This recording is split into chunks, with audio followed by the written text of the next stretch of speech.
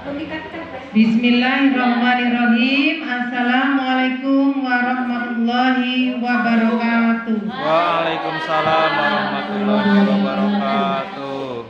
Alhamdulillahirabbil alamin. Puji syukur marilah kita haturkan kehadirat Allah Subhanahu wa taala karena pada siang hari ini kita semua diberi kesempatan untuk menghadiri sosialisasi PMM Kurikulum Merdeka. Selawat beriring salam tetap tercurahkan kepada junjungan kita Nabi besar Muhammad Sallallahu alaihi wasallam. Semoga Bapak Ibu yang ada di sini semua akan mendapatkan syafaat beliau. Amin ya rabbal Yang alamin. terhormat Ibu Kepala Sekolah C2 Kalipapan beserta Bapak Dewan Guru yang ada di ruangan ini. Semoga kita semua sehat ya Bu. Amin.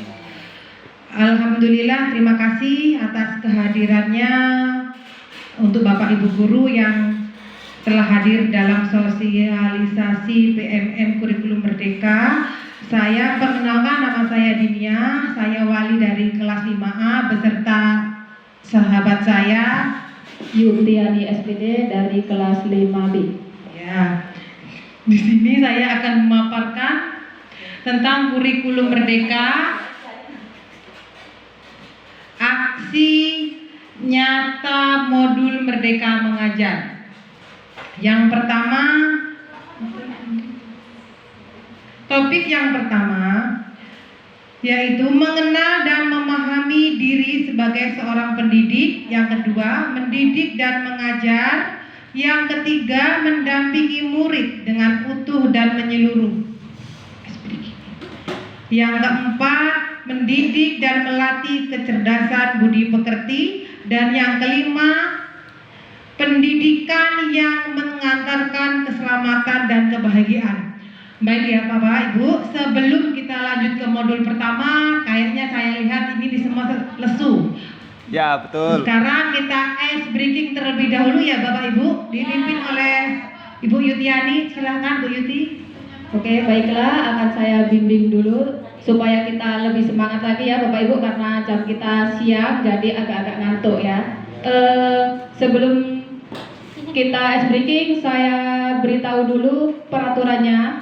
Jika saya sebutkan tepuk siang, tepuk pagi, tepuknya 2 kali. Tepuk pagi, prok ya.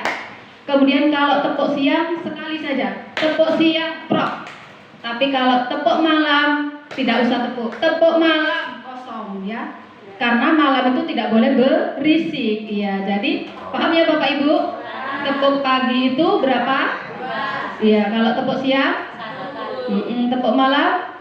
Oke, siap, kita laksanakan. Siap? Ya, untuk melatih konsentrasi kita. Tepuk pagi. Tepuk malam. Iya. Tepuk siang. Tepuk malam. Oke, terima kasih Bapak Ibu. Baiklah, akan dilanjutkan pemaparan materinya dengan teman saya. Silakan Bu Din. Oke, semangat ya Bapak Ibu ya. Nomor 1, modul 1 maksud saya. 1, mampu mengenali kekuatan dan kelemahan diri. Yang kedua, mengenal karakter dan kebutuhan murid. Yang ketiga, menjadi manusia merdeka yang hidup bersandarkan pada kekuatan diri sendiri, baik lahir maupun batin. Yang keempat, guru harus adaptif terhadap perubahan. Yang kelima, pendidik menuntut kekuatan kodrat yang ada pada peserta didik agar dapat mencapai keselamatan dan kebahagiaan. Yang keenam, pendidik berperan penting pada perkembangan peserta didik sesuai dengan perkembangan zaman. Dan yang terakhir, mendidik anak sama dengan mendidik rakyat. Sekarang selanjutnya modul kedua. Modul kedua, mendidik dan mengajar. Topik-topiknya: 1. Mendidik adalah menuntut segala kodrat yang ada pada murid sehingga dapat mencapai kebahagiaan dan keselamatan setinggi-tingginya. Yang kedua, pendidik tidak sekedar memberikan pengetahuan, namun mendidik keterampilan berpikir dan mengembangkan kecerdasan murid. Batin murid. Yang ketiga, sistem among. Ing Arso Suntulodo, Ing Madio Mangunkarso, dan Tuturi Handayani. Yang keempat, manusia merdeka itu yang dapat menguasai dan memerintah dirinya. Dan yang kelima, mengajarkan merupakan bagian dari pendidikan. Yang keenam, pengajaran merupakan cara menyampaikan ilmu atau manfaat bagi hidup peserta didik secara lahir maupun batin. Itu modul 1 dan modul 2. Modul 3-nya saya serahkan kepada rekan saya, yaitu Bu Yutiani. Silakan Bu Yuti. Oke, terima kasih untuk Bu Din atas waktunya. Masih semangat Bapak Ibu? Masih. Iya. Mari kita lanjutkan ke modul 3. Di modul 3 ini yaitu tentang mendampingi murid dengan utuh dan menyeluruh. Di dalam modul 3 ini ada beberapa intisarinya, yaitu yang pertama tentang pendidikan yang bergerak secara dinamis menyesuaikan keadaan yang bergerak begitu cepat. Kemudian yang intisari kedua, setiap murid terlahir dengan kodrat alamnya masing-masing. Yang ketiga, perubahan tidak bisa dihindari sehingga cara mendidik dan mengajar perlu disesuaikan dengan perkembangan zamannya. Kemudian yang keempat, guru dapat merancang pembelajaran yang berkelanjutan, terbuka, berdasarkan kebudayaan bangsa. Hal ini sesuai dengan azas Trikon yang dikemukakan oleh Ki Hajar Dewantara, yaitu yang pertama continue, convergent, dan konsentris. Kemudian untuk modul 4 ada beberapa intisari juga, yaitu yang pertama, budi pekerti merupakan hasil bersatunya gerak pikiran, perasaan, dan kehendak sehingga menimbulkan suatu tenaga. Kemudian yang kedua, budi pekerti juga merupakan perpaduan antara cipta, rasa, dan karsa. Yang ketiga, budi pekerti peserta didik tidak hanya dibentuk dalam lingkungan sekolah saja, tetapi juga terbentuk dari lingkungan keluarga dan masyarakat setempat. Kemudian yang keempat, kodrat anak diibaratkan kertas yang sudah terisi penuh dengan berbagai coretan dan tulisan, sehingga tugas pendidik itu hanya menebalkan dan memperjelas tulisan tersebut. Itu adalah beberapa inti dari modul 4. Kemudian lanjut ke modul 5. Di sini modul 5 yaitu tentang pendidikan yang mengantarkan keselamatan dan kebahagiaan. Pada modul 5 ini ada beberapa intisari yang sudah saya ringkas. Yang pertama yaitu sebagai seorang guru tidak hanya mengajarkan ilmu pengetahuan saja, tetapi guru juga harus mampu membimbing dan memantau peserta didik untuk mencapai pemahamannya.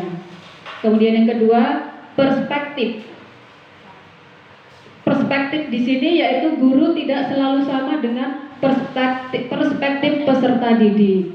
Jadi yang ketiga yaitu fungsi pendidikan adalah mengantarkan peserta didik agar siap hidup dan mampu mengisi zamannya seperti sekarang ini. Baiklah, materi yang sudah saya paparkan modul 1 sampai dengan modul 5. Apabila Bapak Ibu belum memahami atau ingin bertanya tentang apa yang sudah saya paparkan tersebut, kami persilakan. Baiklah, saya ingin bertanya kepada Ibu.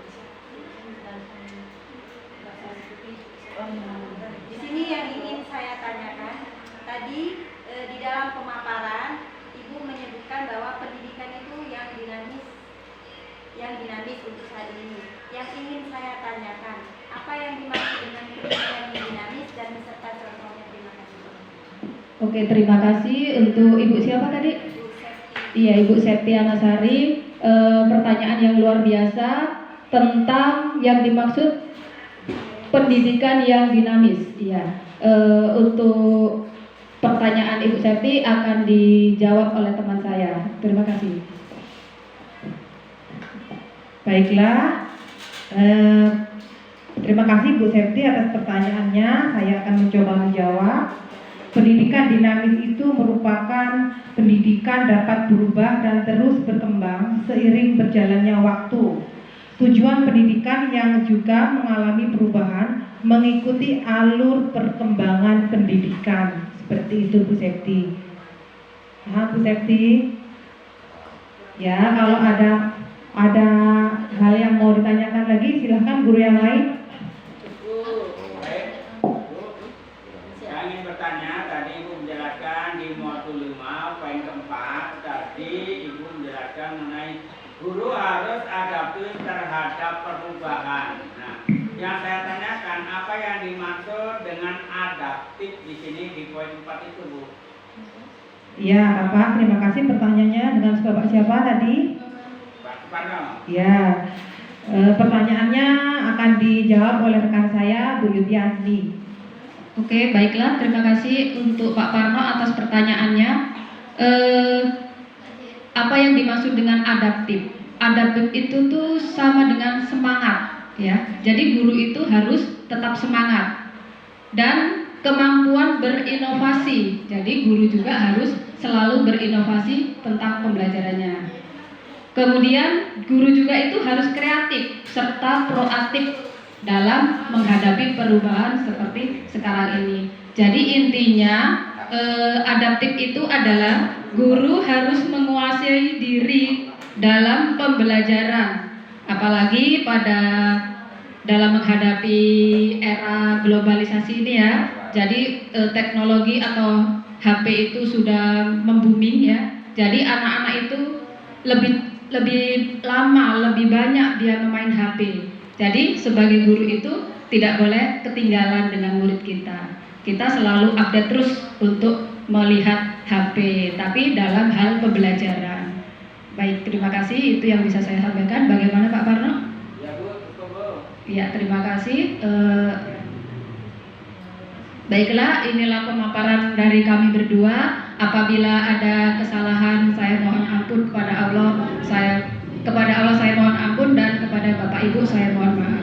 Billahi taufiq wal hidayah. Wassalamualaikum warahmatullahi wabarakatuh. Waalaikumsalam warahmatullahi wabarakatuh.